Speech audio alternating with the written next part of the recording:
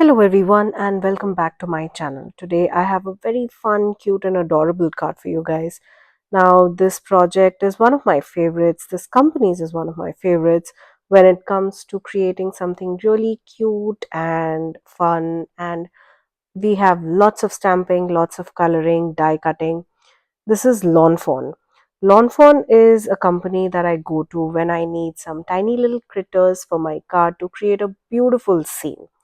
Here I have a Christmas card for you guys with little mouse baking lot of Christmas goodies for you guys. Now I have two sets here. The first one is a creature was stirring and the second one is baked with love. Now I feel both of these stamp sets they coordinate perfectly with each other, and the scene that we are going to create today is absolutely gorgeous, and I love using these stamp sets for anything baking related or creating a kitchen scene. I think this definitely is one of my favorite combinations of little critters from Lawn Fawn. Well, off camera, I went ahead and stamped a couple of these images and colored them using my Spectrum Noir TriBlend markers. And well, I didn't have the dies, so I went ahead and used my brother's Canon card to cut out these images. Now to create a scene, I wanted to create a kitchen background. So we have these subway tiles like set up here for the wall of the kitchen. I embossed this white color paper. It is a little more than half of the A2 size card base. I went ahead and embossed this, and this created a beautiful brick-like pattern. But instead of bricks, I will keep it white to give it a more subway style tile look. Now, just to add a little bit of color to this, I am using my Simon Says Stamp Positively Saturated ink in the shade Latte. I wanted to add a touch of color, a little bit brown on my kitchen wall. I'm very lightly ink blending this panel. You will note that Latte is one of the lightest brown shades. So even with that, I'm very light-handedly blending all over this panel. If you like plain white look on your kitchen tiles, you could definitely skip the ink blending. Now to create our platform, the kitchen platform, I went with darker shades of brown. I have cappuccino and mocha here. Now, to give it more of a stone granite-like look, I thought that some ink splatters would work amazing here. So I used my watercolor palette and added some browns and grays and also some gold and silver here just for some shine. Well, Christmas cards without shine is not my thing. So definitely I wanted to add some shine over here. So I did add gold and silver sparkles as well. Now, while my panel was drying with all of that watercolor on it, I went ahead and adhered this panel, the tiled panel, onto a A2 size card base. Now, since this had all of that embossing along with the tape runner, I also used some liquid glue so that I can make sure this panel is tightly held onto that A2 size card base. I did the same with this countertop panel using some double-sided tape. I adhered it onto the note card. Now you'll see me cutting a strip of this brown color cardstock. This is just so that I wanted some interest on my backsplash.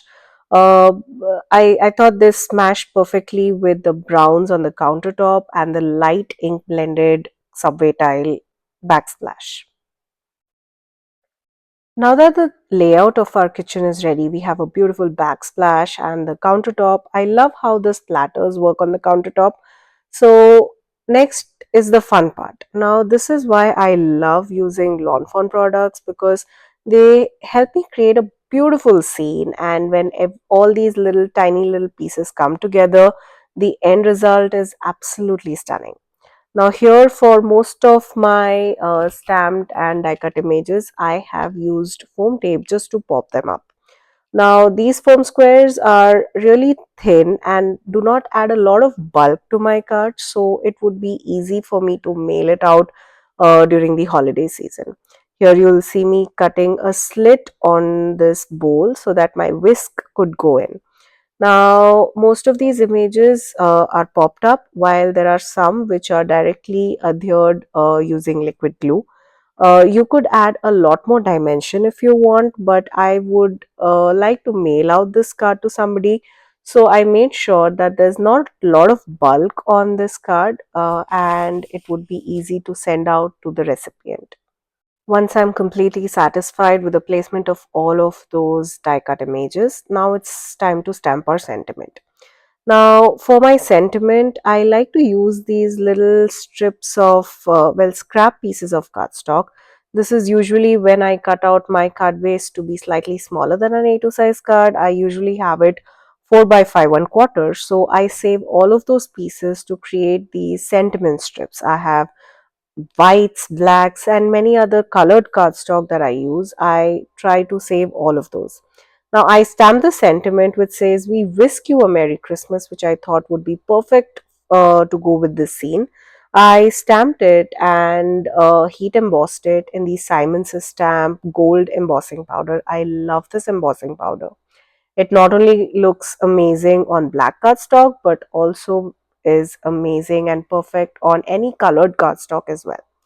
Now, once I was done stamping and heat embossing, before I could adhere it onto the card front, I decided to stick this the panel or the scene that we created onto an A2 size card base. Now, it was here where I was a little confused where I should place the sentiment, whether it should be on top of the scene or below the scene, but I ended up adhering it with liquid glue on top of the scene, and I love how this panel turned out. Now, what's a Christmas card without some shine and sparkle? Well, we have already added gold and silver splatters on our kitchen counter. I also used my Spectrum Noir glitter brush pen to add sparkle on some of these little images, and I love how this turned out. Well, in real life, the sparkle is really amazing. You could also add some glossy accents on your cookies and on any of these elements. I think that would also perfectly go well with this card design.